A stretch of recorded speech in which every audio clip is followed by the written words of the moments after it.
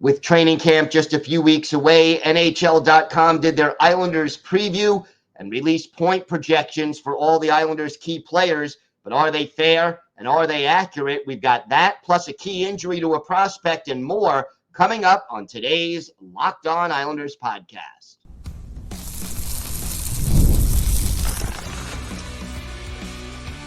You're Locked On Islanders, your daily podcast on the New York Islanders. Part of the Locked On Podcast Network, your team every day. Welcome, everybody, to the Monday edition of the Locked On Islanders podcast, part of the Locked On Podcast Network, your team every day. I want to thank everyone who makes Locked On Islanders your first listen every day. Don't forget to subscribe on YouTube or wherever you get your podcasts so you can get new episodes as soon as they drop. Today's episode is brought to you by your friends at FanDuel. Now through September 22nd, all FanDuel customers can bet $5 and get a 3-week free trial of NFL Sunday Ticket from YouTube and YouTube TV. Visit FanDuel.com/lockedon to get started. We have got a lot to discuss on today's show, but first, if there's something Islanders related on your mind, if you have a question, a comment, maybe a topic you'd like us to discuss on a future episode, send us an email to lockedonislanders@gmail.com. And if you leave your first name and where you're from, we're happy to mention you on the show when we discuss whatever's on your mind. You can also follow the show on X at Locked On Isles, and you can follow me, Gil Martin, on X at Ice Wars, NYR VSNYI. We will keep you up to date on all things Islanders all year long during the offseason. That's hirings, firings, trade rumors, free agency, the draft. If it's happening to the New York Islanders, we'll have it covered for you here on the Locked On Islanders podcast. So throughout the month of August, and August is 31 days, there were 32 teams in the NHL. So more or less throughout the month of August, NHL.com basically goes through a preview of all 32 NHL teams. And, they discuss questions for the team, strengths and weaknesses, who the top prospects are. And one of the things they do is make point projections. Well, the point projections for the Islanders came out, and I think they're worth discussing. For some of these guys, I think the numbers are pretty accurate. For some, less so.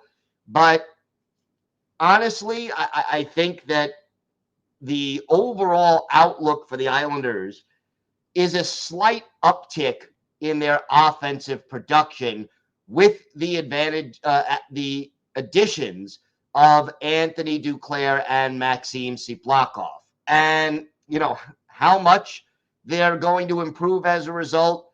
Some of these players probably going to fall back a little bit on production as they age. Some of these players who are young and up and coming probably going to increase as they get into their prime. And obviously all of these projections are based on the players staying healthy for all or at least most of the upcoming season. So you got to figure that a guy on these projections, a guy's going to play at least 75 games to reach those numbers. And, the first player that they discussed was defenseman Noah Dobson. And, Dobson's coming off a 10-goal, 70-point season and, seventh in the NHL points among defensemen, sixth in assists, 10th in power play points. That was a great, solid season for Noah Dobson. And the good news is that NHL.com's projection is for him to increase that number by 7 points and go up to 77 points on the year. I think that is quite realistic. Again, assuming that he stays healthy, and that, is a big if. But I think that Noah Dobson is going to see time on the power play. You know he'll be on the top power play unit, and you know he's going to be on the ice plenty. He's going to be most likely the Islanders' average minute leader among defensemen. And, he's still entering his prime or at the beginning of his prime. I think 77 points makes sense for Noah Dobson. Then they turn to Mathew Barzal. Barzy basically had 80 points in 80 games. Second time in his career he was a point-a-game player. The other time being his rookie campaign when he won the Calder Trophy. And, the goals, 23, was a career high. And part of the reason for that, he took more shots, 240. And I think the change from center to wing also helped him score a little bit more. Assuming that Anthony Duclair is on the line with Barzal and Bo Horvat, I think we're looking at, NHL.com says 84 points. That guarantees him a point a game unless the Islanders miraculously play more than 82, which is not happening.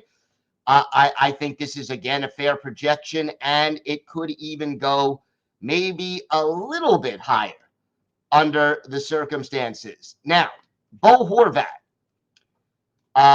33 goals a year ago. That's his third straight year of 30 or more. He had a career high 35 assists, so 68 points. And again, the addition of Anthony Duclair to the roster, I think, helps Bo Horvat. I think if Duclair, Horvat, and Barzal develop chemistry, I think we're going to see even better than this projection. NHL.com says 74 points for Bo Horvat. If you get really good chemistry and the top three stay healthy, I think you can get 77, 78, maybe possible max upside of 80. But I think, again, this is a solid number, and the potential is that it could be even a little bit better. The other player who's next up among the forwards is Brock Nelson. Now, Nelson had 34 goals a year ago, had a career high in shots, and had 19 points on the power play. He was 21st in the league in goal scoring over the last 3 seasons. And he's usually one of those guys who is quietly productive. If you're not an Islander fan, you may not know how good Brock Nelson is as a fantasy hockey player and as a hockey player in general. The NHL.com projection on Brock is 31 points. I think that's a fairly reasonable number. The only concern I have is, whether or not his line mates will be healthy, specifically in the case of Kyle Palmieri.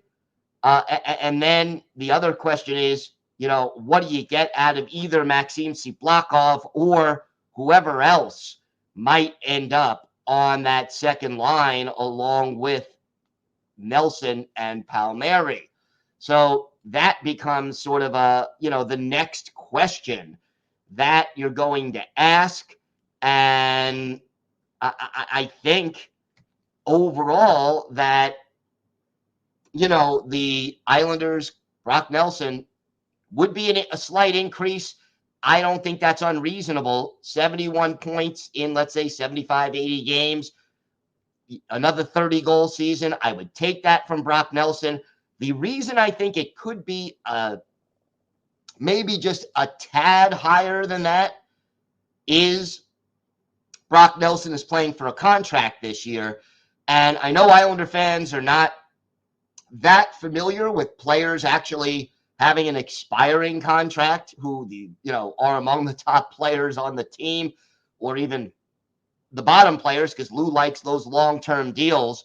But I think, Brock Nelson has a little extra motivation this year to be good offensively and to essentially do some damage to nail down that big contract for him and his future. All right, we're going to talk a little bit more about some of these projections, including both goaltenders, Maxim Siplakov, Kyle Palmieri. We're going to cover all of that and whether or not we feel that, these are fair projections to the New York Islanders.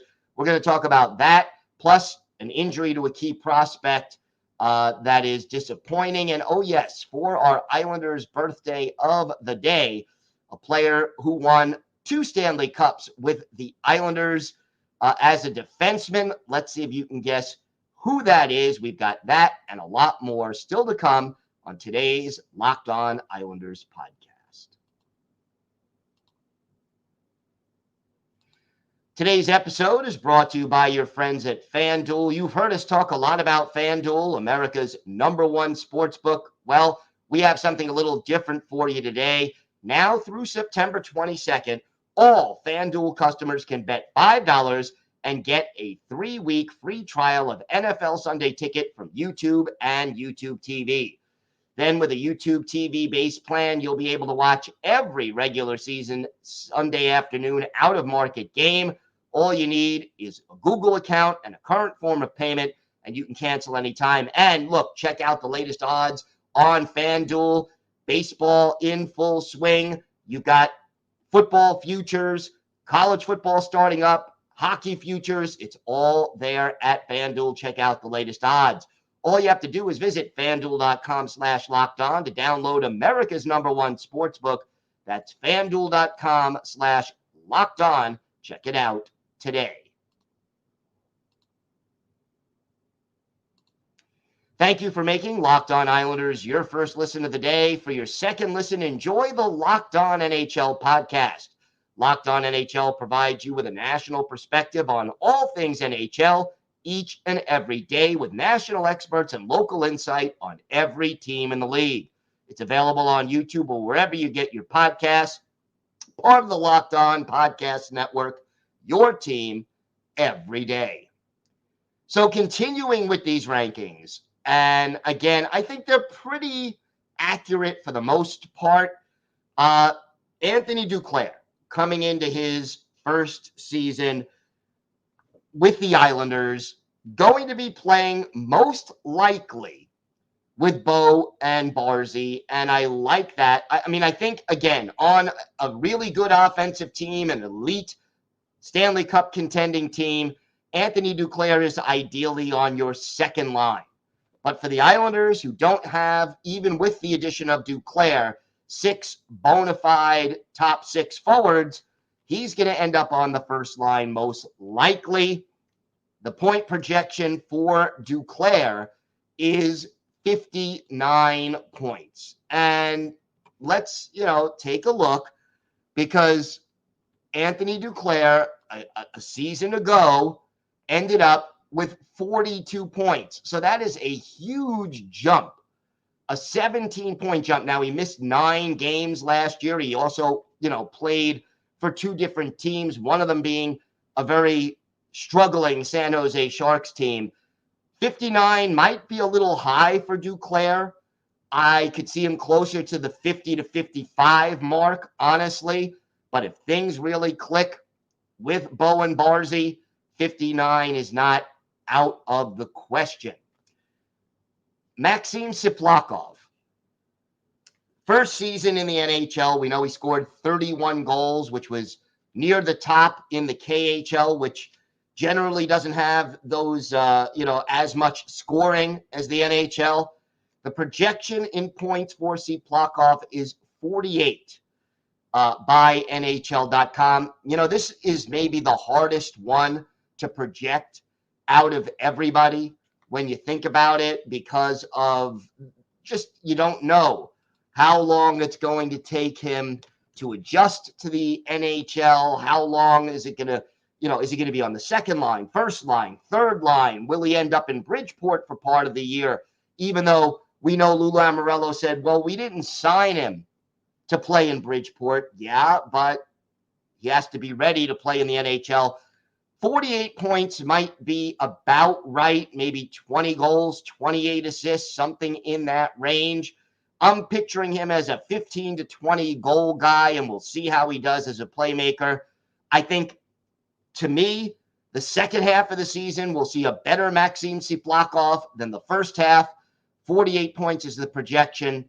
I think it's a little high, but I'd love to see it be a little low, all things being equal. Kyle Palmieri. His projection is an interesting one.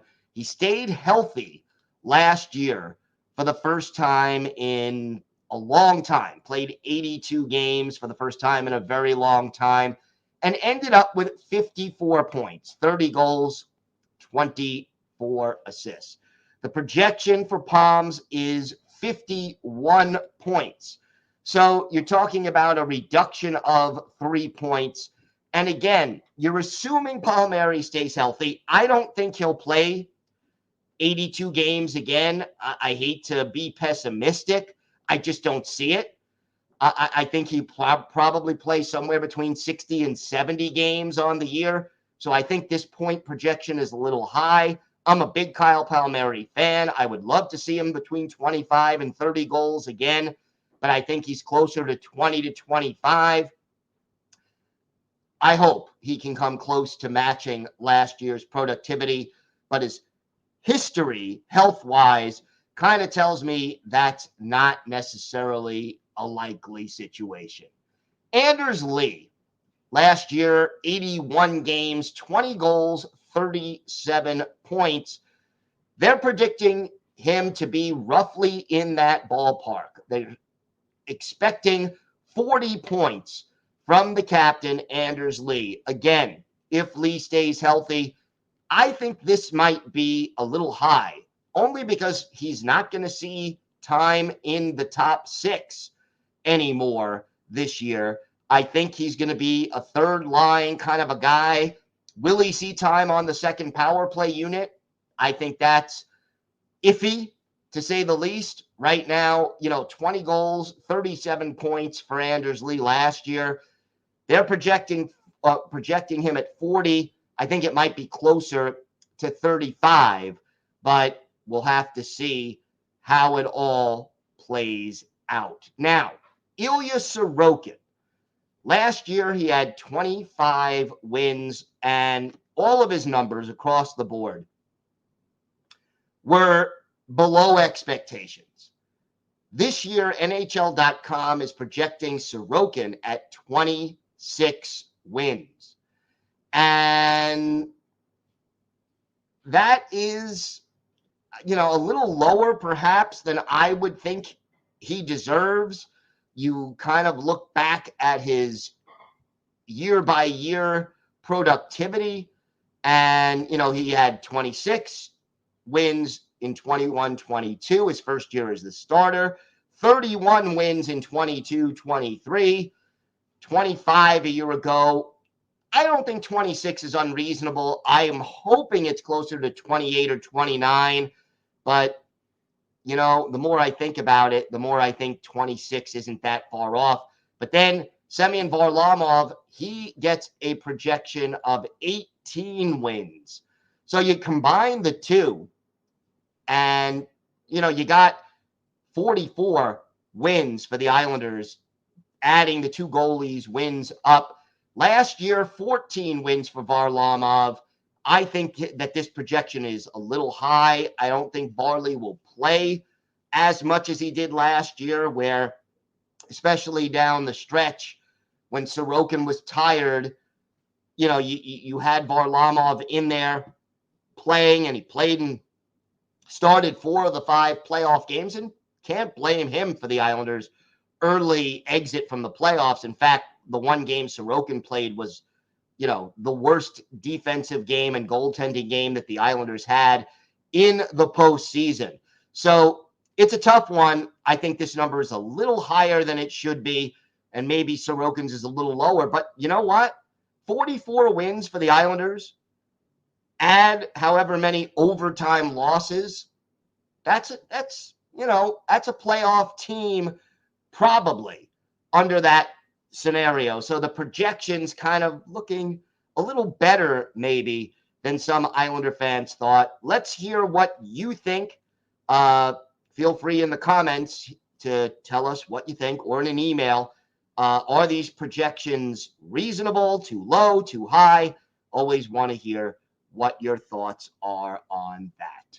We have got more to get to on today's show. An Islanders prospect suffers an injury that may prevent him from being in training camp in a few weeks. We'll talk about that, plus our Islanders birthday of the day, all that and more coming up on today's Locked On Islanders podcast. Today's episode is brought to you by your friends at eBay Motors. Passion, drive, and patience.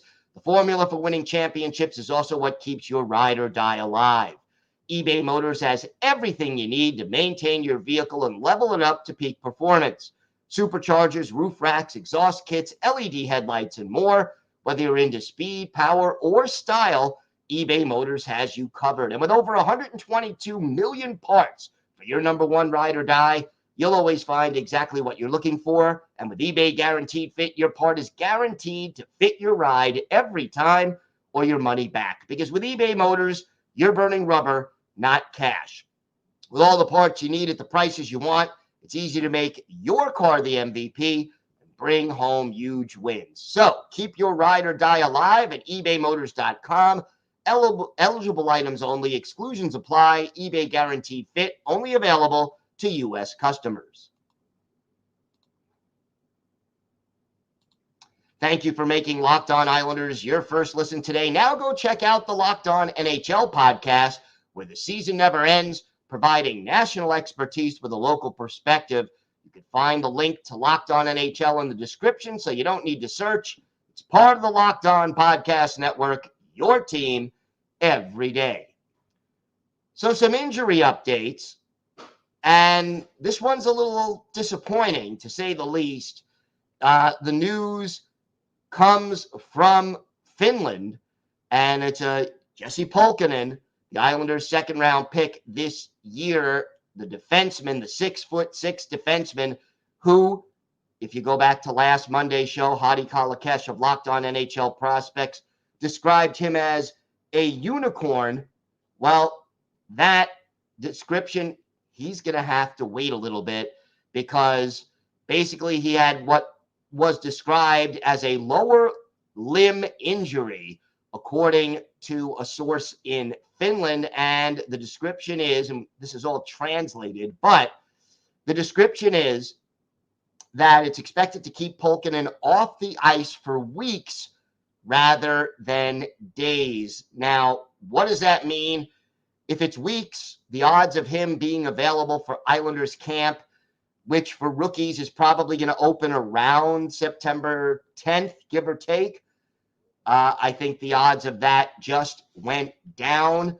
So, right now, you still have Calle Odelius and Isaiah George as top prospects on defense, but it looks like Pulkkinen is less likely to be available for the New York Islanders. And look, he may have only come for training camp this year and then gone back to play in Finland, or he could have started the season in Bridgeport. That was something that was kind of up in the air. But right now, it seems like, he is going to play in Finland, in part because he is very likely to miss training camp with the New York Islanders. And that is disappointing, of course, to say the least. And we certainly wish Pulkkinen a speedy recovery. And again, Pulkkinen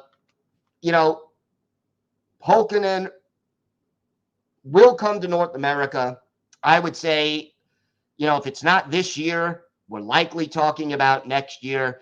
This is a little setback.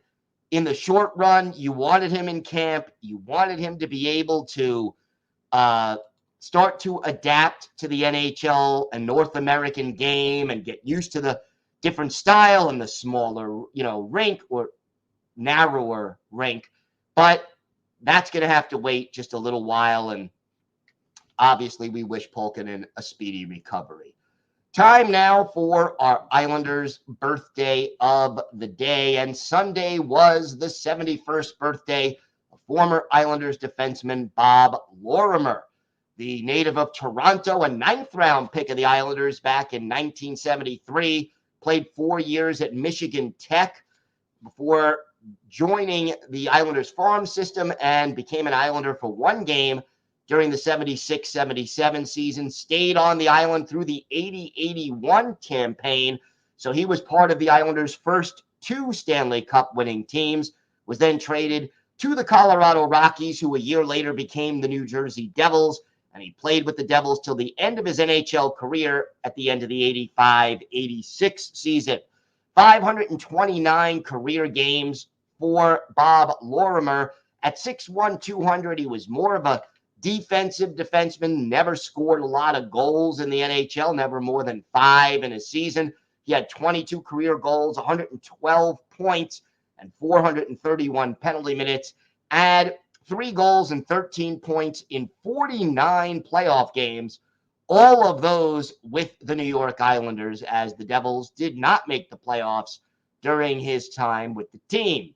One of his better games as an Islander, February 17th, 1979, the Islanders visiting the Pacific Coliseum and the Vancouver Canucks. Chico Resch, the Islanders goalie, Dunk Wilson in between the pipes for Vancouver. And in this game, Bob Lorimer, our Islanders' birthday of the day, assists on the first goal of the game, scored by Bob Nystrom. Dennis Potvin also assisting.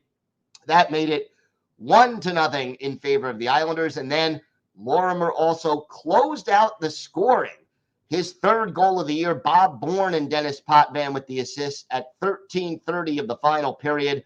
That was the insurance goal as the Islanders beat the Canucks by a score of 5-3. Bob Lorimer, our Islanders' birthday of the day, a goal, an assist. He was a +2. He had 4 penalty minutes in this game and scored on his only shot on goal. 29 saves for Chico Resch. Again, the Islanders beating Vancouver by a final score of 5-3. But Bob Lorimer, an underappreciated defensive defenseman on those late 70s, very early 80s Islanders teams, he is our Islanders' birthday of the day. I want to thank everyone who makes Locked On Islanders your first listen every day. We're back on Wednesday. We'll have all the latest Islanders news, notes, and happenings for you as training camp gets closer and closer to being a reality, and we can't wait for, all these little signs. Anthony Duclair cutting his hair, an injury that hopefully isn't too major, meaning that a player may not make it to training camp, means that hockey is getting closer and closer. So I'm looking forward to that very much. Have a great day, everybody. Stay safe. And thanks again for listening to and watching the Locked On Islanders podcast. And of course, let's go Islanders.